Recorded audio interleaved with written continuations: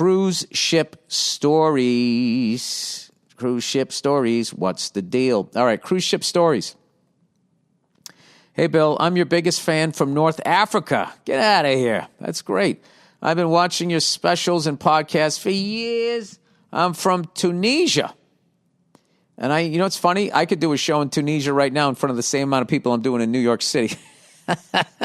And I used to work on board cruise ships. Luckily, I quit before you became a dictator and sunk my working place. 9 years of that shit.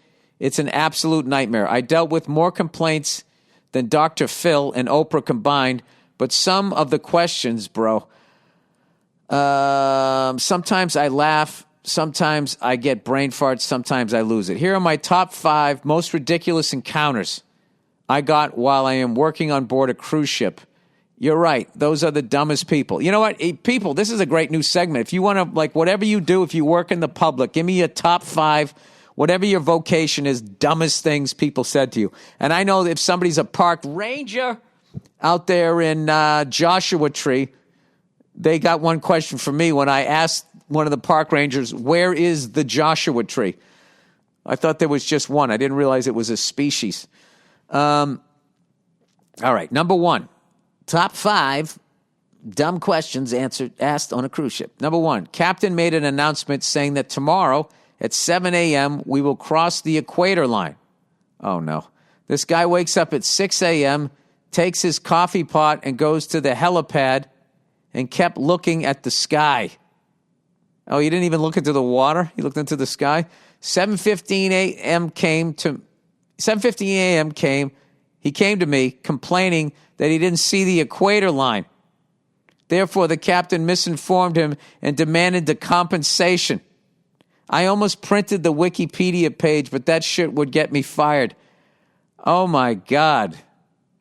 I remember when I was a kid, I thought the equator, I just pictured it as this big, almost like black rubber tubing that would have fiber optic wire going through it. That's how I pictured the equator. But I was also a kid. Number 2, during a gay charter cruise, one gay complained that too many gays are hitting on him and he wants to get off. We were in the middle of the ocean. Oh, my God, I'm so hot. People won't leave me alone. God, get me off this boat. All right, number 3. Oh, my God, Jesus Christ.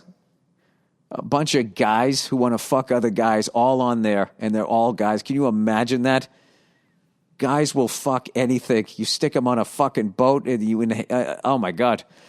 Number 3, second day during the crossing from Australia to the U.S., this woman called me saying there is a penguin on her balcony. I said, madam, that's probably a bird because penguins don't fly.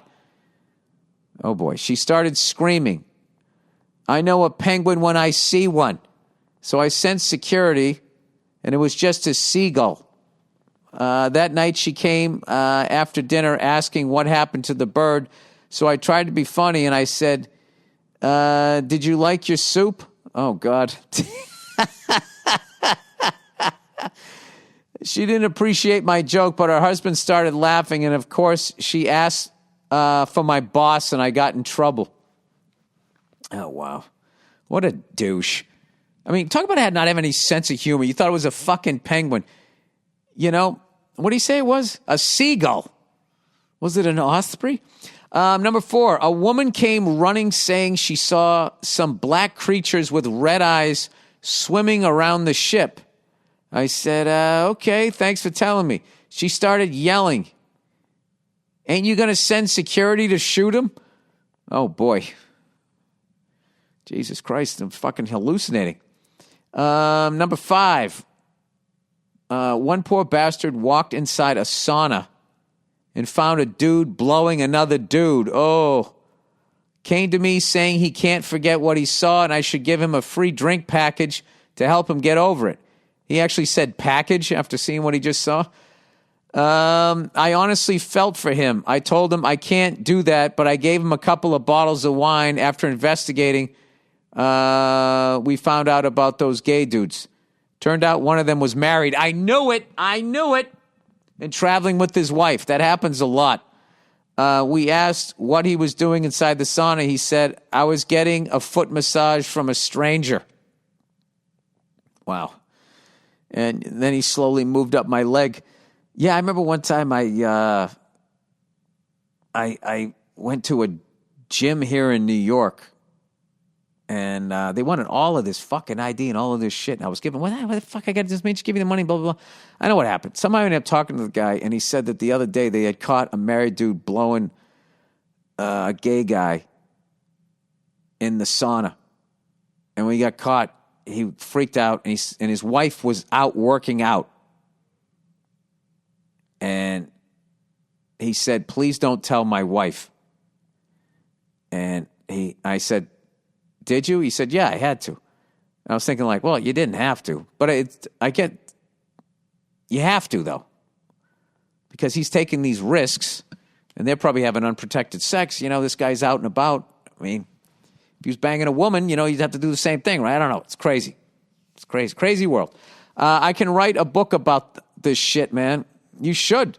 Anyway, well, I hope you don't back down. You're the voice of the voiceless in this pussified world we live in. No, I'm not.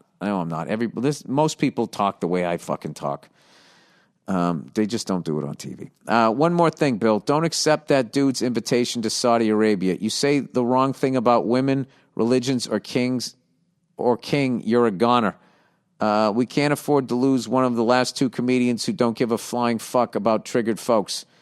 That's you and Dave Chappelle. Wow. Anytime I get lumped in with the great Dave Chappelle, that's great. Peace and love. Well, thank you. Thank you for my one fan out there in Tunisia.